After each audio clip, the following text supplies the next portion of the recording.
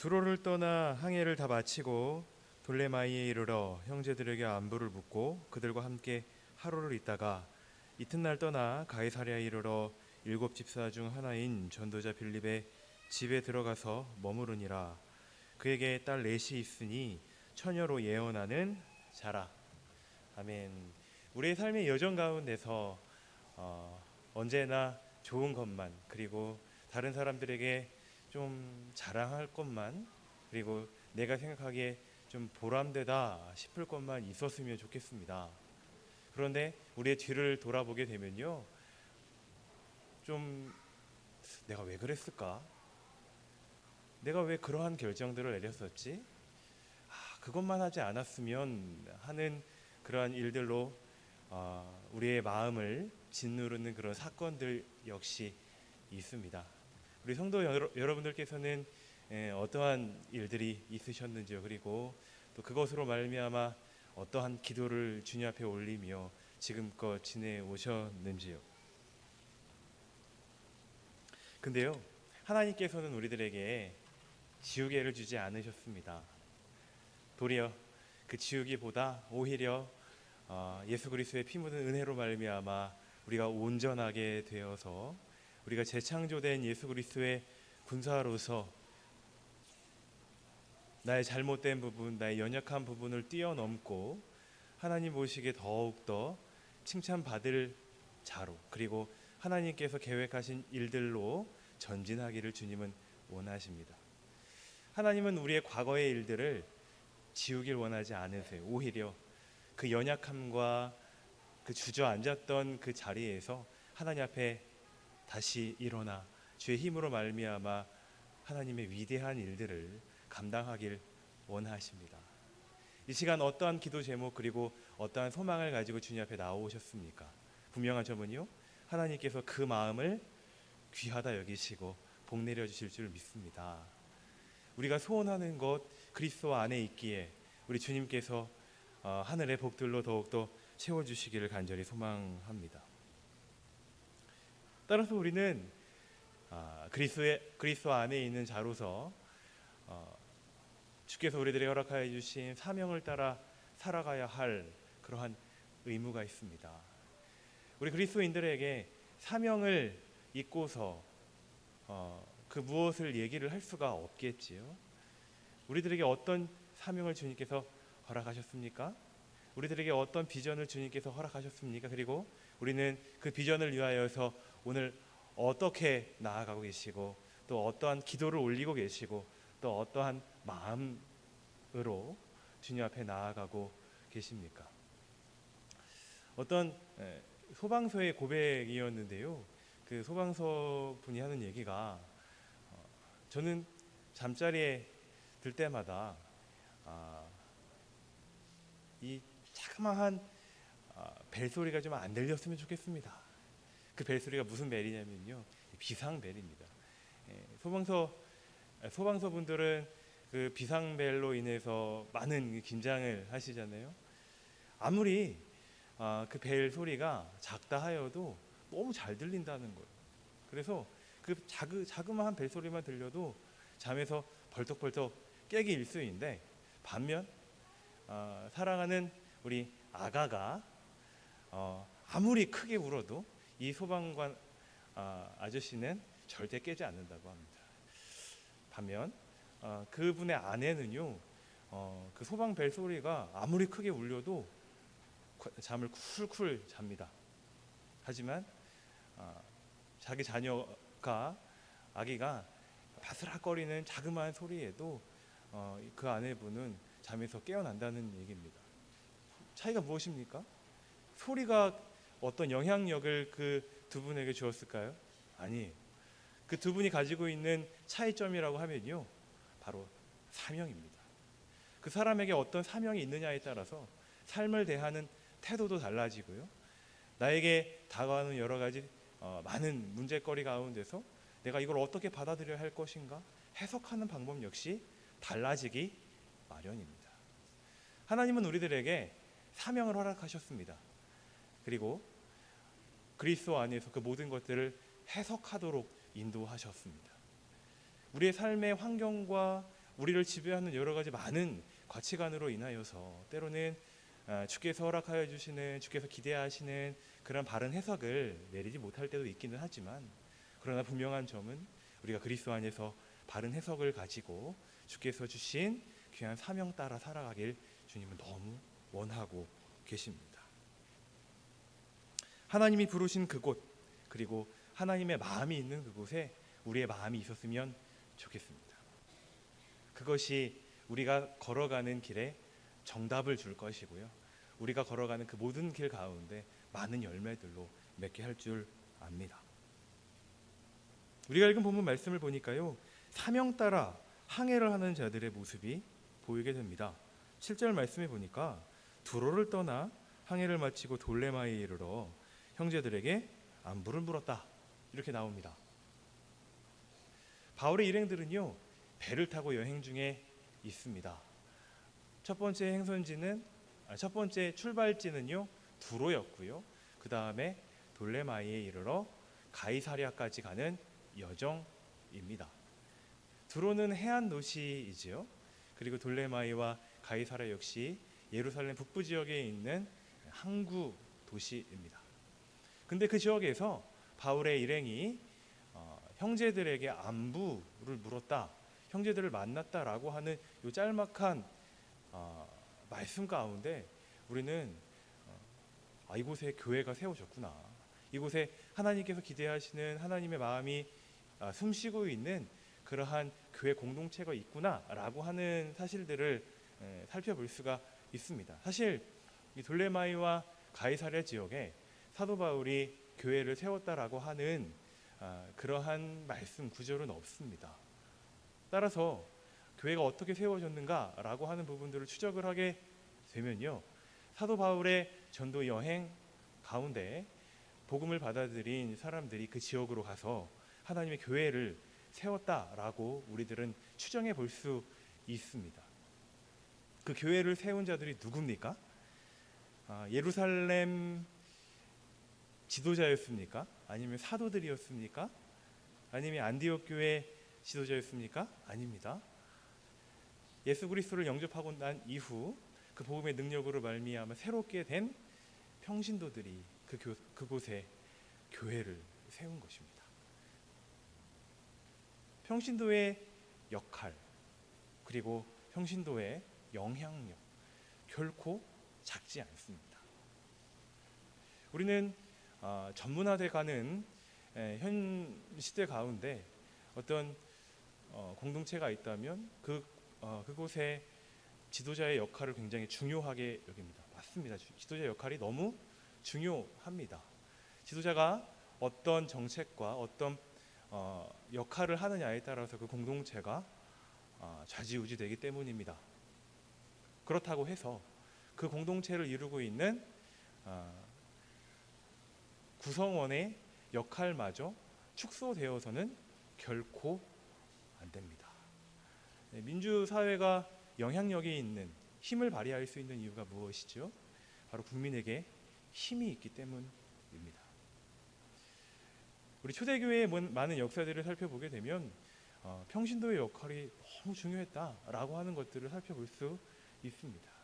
우리가 읽은 본문 7절 말씀에서도 그곳에 교회가 세워졌다라고 하는 것들을 평신도를 통해서 교회가 세워졌다라고 하는 것, 예수 그리스도의 이름의 능력으로 말미암아 구원을 받기는 했지만 어떤 교육을 많이 받지 못한 그런 분들이었잖아요, 그렇죠?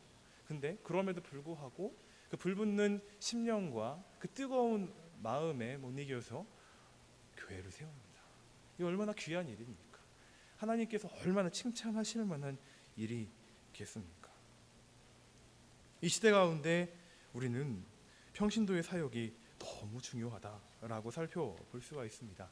우리 예수님교회에서도 많은 교육들을 진행을 하고 있습니다.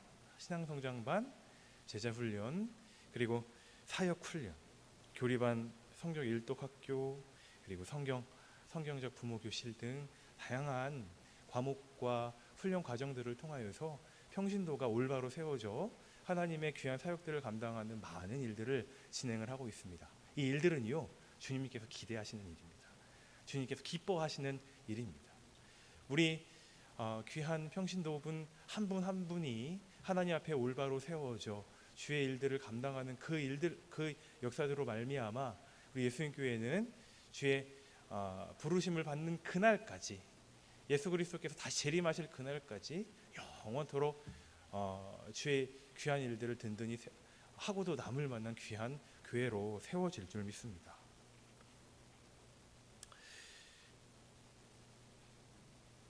8절 말씀을 보게 되면요, 이 일들을 진행하는 그 인물 중에 이제 빌립이라고 하는 인물이 두드러지게 나타남을 보게 됩니다. 이 빌립이 어떤 인물입니까? 우리 신약 성경을 보게 되면 빌립이 두 명이 나오게 되죠. 하나는 사도 빌립이고요, 또 하나는 빌립 집사님입니다. 우리가 읽은 본문 말씀에 나오는 빌립은요, 집사님입니다.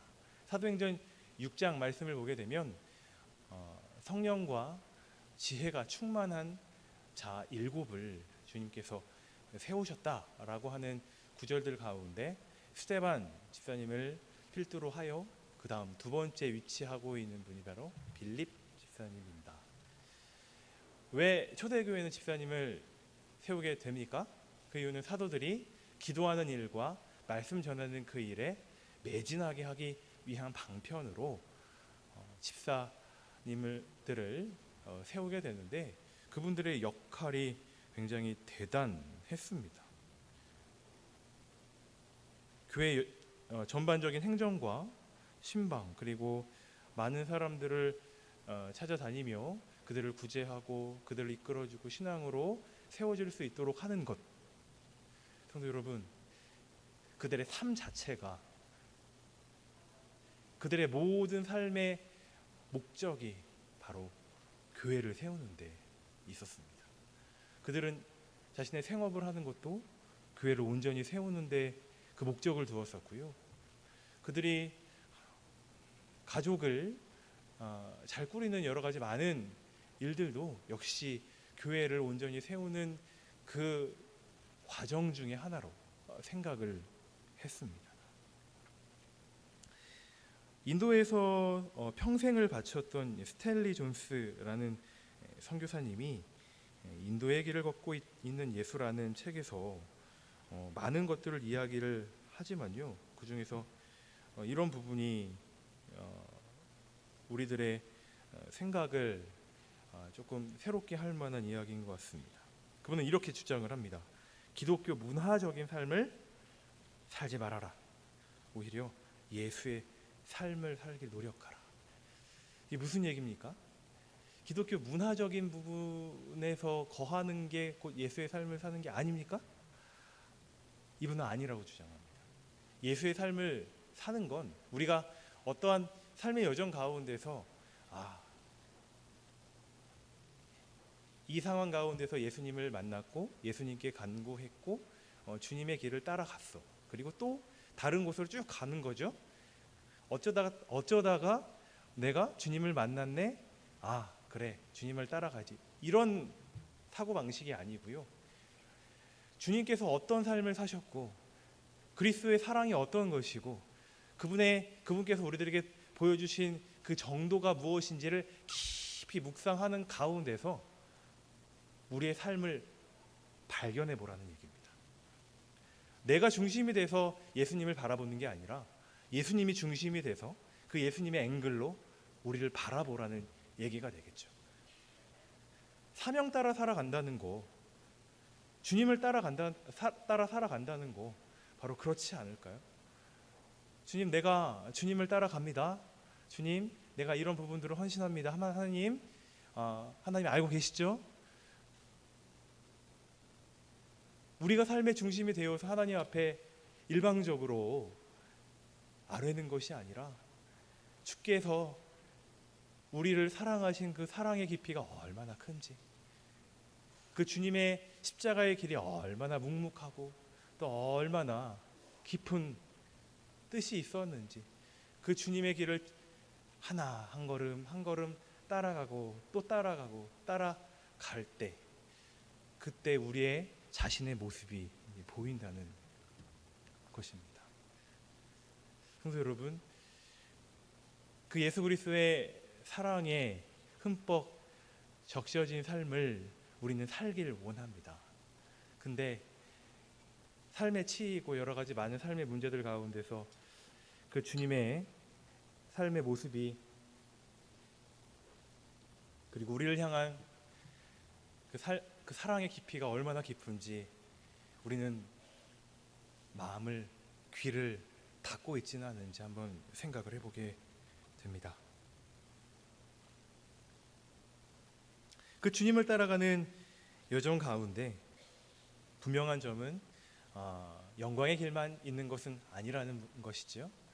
핍박도 따르게 되고 여러 가지 많은 피치 못할 상황으로 말미암아, 그리고 예상하지 못한 일들로 말미암아 우리는 주님을 온전히 또 따라가지 못할 것 같은 그러한 상황으로, 그러한 무대로 우리가 이끌려지게 되는 그러한 일들을 겪게 됩니다.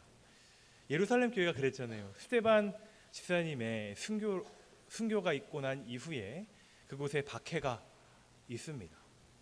예루살렘 교회 성도들이 이곳저곳으로 흩어지게 되고요. 그리고 그곳에서 다시 삶을 영위해야 합니다. 그 가운데서 얼마나 많은 분들이 또 원망의 소리를 내뱉었을까요? 근데 성경에서는요, 그렇게 흩어진 많은 분들이 자신이 거주하게 될, 그리고 자신이 발을 디디게 될 그곳에서 주님을 따르고 주님을 전했다라고 우리들에게 보여줍니다. 이게 무슨 얘기입니까? 하나님의 사람들, 하나님의 사명자들, 주를 따라가려고 노력하고 주의 은혜 가운데 거하려고 오늘도 노력하고 정말로 힘을 다하는 자들에게는 주님께서는 결코 절망을 주지 않으신다는 얘기입니다. 주님을 따라가는 그 모든 길이 우리들에게는 영광의 길이고 승리의 길이고 기쁨의 길이 되는 것입니다. 빌립 집사님이 사마리아에서 전도를 하잖아요. 근데 그 사마리아 가운데 이 빌립 집사님의 말들로 인해서 많은 표적들도 나타나게 되고, 그리고 귀신들이 그의 말을 듣고 여기저기 쫓겨나는 역사들도 나타나게 되고, 중풍병자며 여러 많은 병자들이 빌립 집사님의 그 기도로 말미암아 다시 일어나는 역사들이 나타나게 됩니다. 이뿐입니까? 에티오피아 간다게 네시에게 세례를 베풀므로 인해서 그 기독교 그리고 예수 공동체가 더욱더 왕성하게 나타나는 그러한 역사들의 주인공으로 빌립 집사님을 사용하는 모습들 뿐만 아니라 사도행전 8장 40절 말씀을 보게 되면요, 이 빌립 집사님이 아소도에 나타나 여러 성을 지나다니며 복음을 전하고 가이사랴에 이르렀다, 이렇게 나오는 설명하는 말씀이 보입니다. 여기저기 돌아다니며 순회 선교사로서의 역할을 감당했다는 것입니다.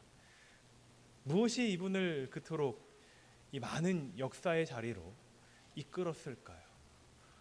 분명 삶의 모습은 비참했을 것입니다. 쫓겨났습니다. 그렇죠? 무엇을 가지고 그 땅에 갔겠습니까? 사마리아에 갔겠습니까? 무엇을 가지고 아수도에 갔고 가이사랴에 갔겠습니까? 이분은 가진 게 없습니다. 가진 것이라곤 불붙는 그리스도의 심령 하나. 근데 주님은 그 귀한 마음을 사용하여 주셔서 그의 발걸음이 내딛는 장소, 그 발걸음이 내딛는 곳마다 주의 역사가 나타나게 하시고, 그리고 8장 40절 말씀에 가이사랴로 갔다라고 하는 이 말씀이 오늘 우리가 읽은 본문 말씀 사도행전 21장 7절에서 9절 말씀에 계속 이어져서 빌립 집사님의 그 행적을 성령 하나님께서 계속해서 이어나가시는 그러한 주의 뜻을 보게 됩니다. 보세요. 8장에서 21장까지 말씀 가운데 얼마나 많은 일들이 있습니까? 사도 바울을 통하여서 주의 일들이 흥황하여지고 주의 말씀의 능력의 권세들이 나타나게 되는 많은 일들을 보여주십니다. 근데 주님은 빌립을 잊지 않으셔요. 그리고 그 빌립을 통하여서 계속해서 가이사랴 지역에서 복음이 전파되는 일들, 그리고 이 빌립 집사님, 우리가 읽은 본문 8절 말씀을 보게 되면 빌립 집사님에 대해 설명을 하기를 전도자라는 칭호를 붙여 주셨습니다. 그를 통하여서 얼마나 많은 복음의 귀한 역사들이 나타났으며 우리 주님께서 얼마나 기뻐하셨으면 그에게 또 전도자라는 칭호를 특별히 붙여주셨을까요? 그에겐 기쁨이 있습니다. 그에게는 그 누구도 방해할 수 없는 놀라운 능력이 있는 것이 분명합니다. 주를 따라가는 귀한 사명자된 우리 예수인교회 성도 여러분, 주님께서는 우리들에게 각양각색의 다양한 재능과 또 직책, 그리고 여러 가지 많은 칭호를 붙여주실 줄 압니다. 그 모든 것들이 주를 위한, 하나님의 영광을 위한, 하나님이 받으실 만한 귀한 것들이 되었으면 좋겠습니다. 우리가 읽은 본문 9절 말씀으로 한번 가보실까요? 어떤 부분이 소개가 되어 있죠? 빌립의 가정에 대한 이야기가 나와 있습니다. 빌립 집사님에게 4명의 딸이 있습니다. 그리고 그 4명의 딸이 모두 예언하는 자라고 설명되어 있네요. 굉장히 놀라운 영적인 결과물 아니겠습니까? 만일 빌립 집사님이 잘못된 신앙, 잘못된 믿음 위에 섰다면 그의 자녀들이 이렇게 귀한 은사의 소유자들로 하나님 앞에 쓰임받는 일들은 없었을 겁니다. 그가 분명 하나님 보시기에 올바로 주를 따라가기 위한 노력을 하였기 때문에 주님께서는 그의 가정에 복을 주셔서 그 4명의 자녀들이 주님 앞에서 귀하게 쓰임받는 일들을 허락해 주신 것이 분명합니다.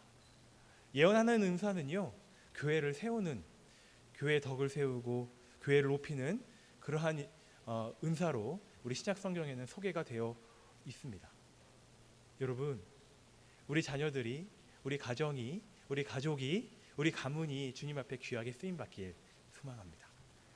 한 시대만 있다가 그저 없어지는 그러한 가문이 되지 않았으면 좋겠습니다.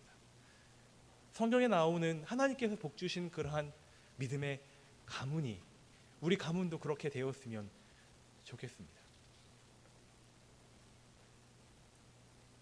빌립 집사님은요, 그 자녀들에게 그리스도인다운 삶이 무엇인지, 주님을 따라가는 것이 무엇인지, 주님을 사모하고 사랑하는 것이 무엇인지 그의 삶으로 보여주었습니다. 사실 우리 자녀 세대들, 그리고 이 시대에 우리가 중요하게 생각하는 가치들이 있지 않습니까? 직장을 정하는 문제에 있어서도 그렇고, 자녀들에게 교육을 시키는 부분에 있어서도 여러 가지 많은 기준과 가치관이 있습니다. 근데 곰곰이 생각해 보면요, 그 가치관 누가 만들었을까요? 그 제도적인 장치 누가 만들었을까요? 사람이 만들었죠. 정확히 이야기하면 소수의 기득권층들이 그 제도적인 부분들을 만들고, 그리고 자신들이 만든 그 제도적인 장치를 이용해서 자녀들에게 특혜를 주기 위한 많은 노력들을 지금까지 기울였습니다. 우리가 하나님의 부르심을 받는다고 해도 그런 기득권층의 제도적인 장치적 노력은 결코 없어지지 않을 것입니다. 그러나 분명한 점은 거기에는 한계가 있고요, 분명히 올바르지 아니한 그러한 것이다 라는 평가들이 분명 따릅니다. 그러나 주님을 따라가는 우리 모든 삶의 여정은요, 하나님께서 인정하는 믿음의 길이고요, 주님을 따라가는 이 신앙의 길은요, 하나님께서 기뻐하시는 길이고요, 하늘에서 우리가 하나님의 부르심을 받고 난 이후에도 영원히 없어지지 아니할 그러한 위대한 신앙의 페이지에 글귀를 적을 만한 그러한 일들을 주님께서 인정해 주실 줄 믿습니다. 오늘도 주님을 따라가는 믿음의 가정들 되었으면 좋겠습니다. 프랑스 개신교인들을 가리켜서 우리 위그노라고 하잖아요, 역사적으로. 근데 그들은 400년 동안 왕정과 로마 가톨릭 교회로부터의 끔찍한 박해에서 승리하는 그러한 믿음의 역사들을 보여주었습니다. 박해 가운데서도 그들은 감사했고요. 박해 가운데서도 그들은요 주님 앞에 예배했고요. 박해 가운데서도 그들은 자신을 불러주신 하나님의 은혜를 감사하며 하나님을 위해 일했습니다. 자신들이 그저 어쩌다 이렇게 운이 나빠서 박해를 받는 자들이라고 생각하지 않았어요. 하나님이 우리를 선택해 주셨고 우리를 불러주셨고 우리를 인도해 주셨기 때문에 우리가 하나님 앞에 예배하는 것이 최우선적인 일이다. 우리가 주님 앞에 영광 돌리기 위하여서 일하는 것이 너무 소중한 일이다. 성도 여러분, 믿음의 가문을 이루어 갑시다. 빌립 집사님처럼 하나님께서 기뻐하시고 하나님께서 인정하실 만한 그 위대한 일들의 믿음의 선진으로 우리들의 이름이 하늘 높이 올려졌으면 좋겠습니다. 우리 이 시간 여러 가지 많은 기도 제목을 하나님 앞에 올려드릴 때 평신도로서 주님께 직분을 받은 자들로서 주님 앞에 영광을 돌리기 위한 많은 기도의 고백들, 믿음의 고백들, 주를 향한 사랑의 고백들이 올려졌으면 좋겠습니다. 기도로 마치겠습니다. 지금도 살아계셔서 역사하시는 하나님 아버지, 우리들에게 귀한 직분 허락해 주심에 참으로 감사를 드립니다. 주님을 따라가는 모든 여정 가운데 하나님 우리들에게 힘 주십시오. 주를 따라가는 이 일을 방해하는 사단의 세력과 하나님 적극적으로 전투하여 승리하게 도와주시옵시고 날마다 하나님께서 허락하여 주신 하늘의 꼴로 말미암아 넉넉히 승리하는 모든 예수님 교회 공동체 될 수 있도록 인도하여 주시옵소서. 예수님 이름으로 기도합니다. 아멘.